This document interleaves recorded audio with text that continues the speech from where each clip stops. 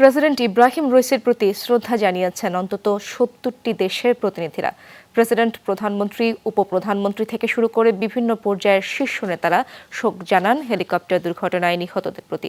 বিশ্বের বিভিন্ন দেশের নেতাদের পাশাপাশি সশস্ত্র গোষ্ঠীর প্রধানরাও রইসির প্রতি শ্রদ্ধা নিবেদন করেন। স্বাস্থ্য এবং স্বাদের মধ্যে চমৎকার একটা ব্যালেন্স করে পীর প্রিমিয়াম আয়োডাইজড লবণ।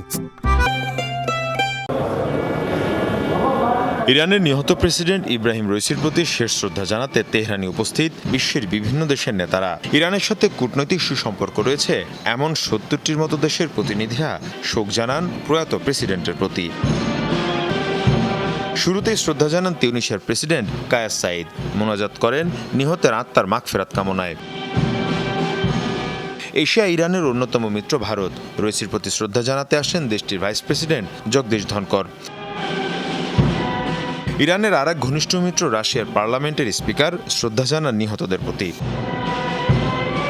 মধ্যপ্রাচ্যের দেশগুলোর নেতাদের মধ্যে ছিলেন কাতারের আমির শেখ তামিম।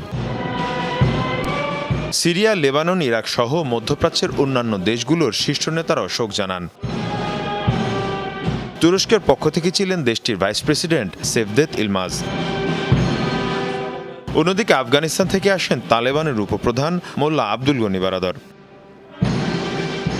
হামাস, হিজবুল্লাহ সহ বিভিন্ন সশস্ত্র গোষ্ঠীর প্রধানরা রইসির প্রতি শ্রদ্ধা জানানোর পর বৈঠক করেন দেশটির সর্বোচ্চ নেতা আয়াতুল্লাহ আলী খামেনির সাথে। মীর মুশফিকা হাসান, যমুনা নিউজ।